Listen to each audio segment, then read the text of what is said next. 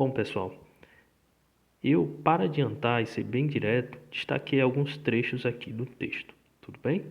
Nesse primeiro trecho em azul, a gente vai ler aí, você vai perceber que eu não perco o sentido da questão se eu pular alguns trechos. Observe, para dar os tiros, o aluno deve escrever em uma janela, né? Faltou janela aí, tudo bem?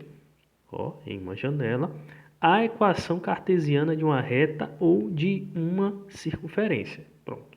Então, o que a gente precisa fazer aí nesse jogo é fazer a equação ou de uma reta ou de uma circunferência.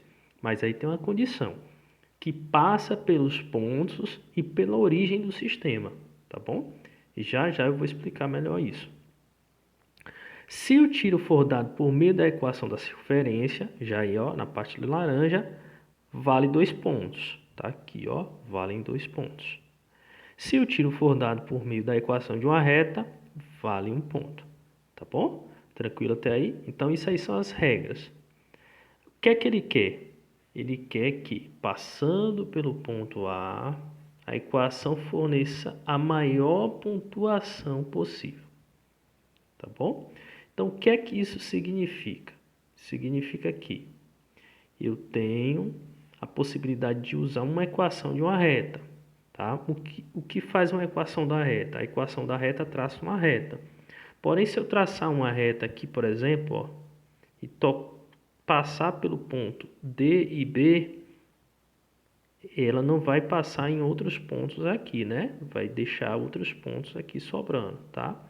E outro detalhe, tá vendo que eu tracei essa reta nesse sentido entre D e B? Por que eu fiz isso? Porque ela tem que passar pela origem, tá aqui, e pela origem, e pela origem. Então, essa equação da reta tem que passar aqui pela origem, tudo bem?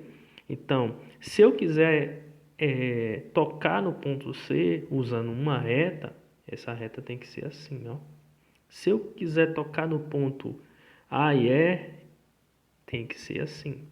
Porém, o que acontece? Se eu fizer uma reta, eu marco um ponto por cada ponto que eu tocar, né? Então, se eu fizer uma reta assim, eu marco 2 pontos, um ponto do D e um ponto do B, perdão. Se eu fizer uma reta assim, eu marco 2 pontos também, porque eu vou estar tocando nesses 2 pontos. Se eu fizer uma reta passar pelo ponto C, eu só marco um ponto. Entretanto, eu tenho a possibilidade de fazer uma circunferência. A circunferência me dá a possibilidade de marcar 2 pontos em cada local que eu atinjo. Então, se eu atingir aqui 2 pontos, aqui mais 2 pontos, né? Então, isso vai totalizar já 4 pontos. Tranquilo até aí? Beleza.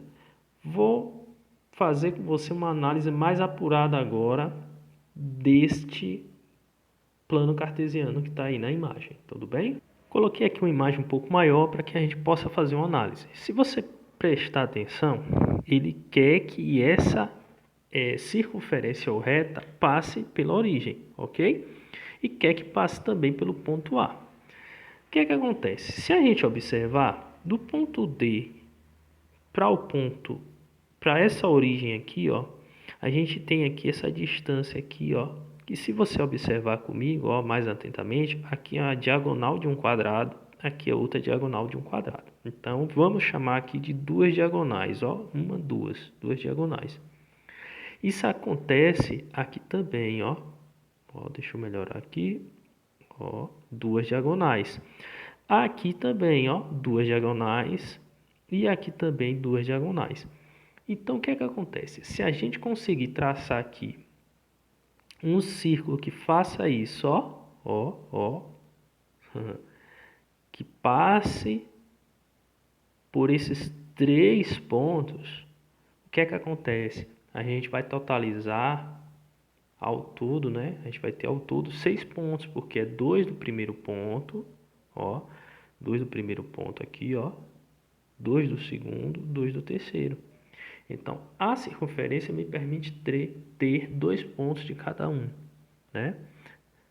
Então, isso vai me dar o maior número possível de pontuação, tá bom? Beleza. O que é que eu preciso fazer agora? Eu vou precisar fazer uso da equação da circunferência, que eu vou colocar aqui para vocês. Tudo bem?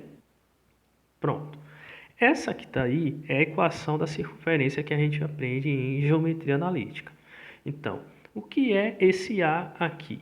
E o que é esse B aqui? Esse A e esse B são as coordenadas do ponto central aqui, tá? Quando a gente tem uma circunferência, a gente sabe que ela tem um centro e ela tem um raio, ok? O que é que acontece? Esse ponto central, a gente coloca aqui as coordenadas dele aqui para A e para B, tudo bem? O que é que acontece?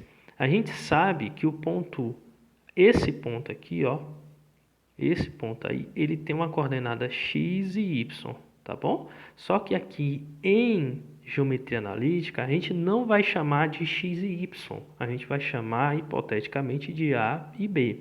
Por quê? Porque eu estou considerando esse ponto D como o centro da minha circunferência. Então, A e B eu vou colocar aqui, ó, na equação. E quem é o meu A? 2. Quem é o meu B? 2 também. Então, eu já tenho aqui, ó, uma visão bem definida de que aqui vai ser 2 e de que aqui vai ser 2. Ou seja, a minha fórmula já fica assim, ó.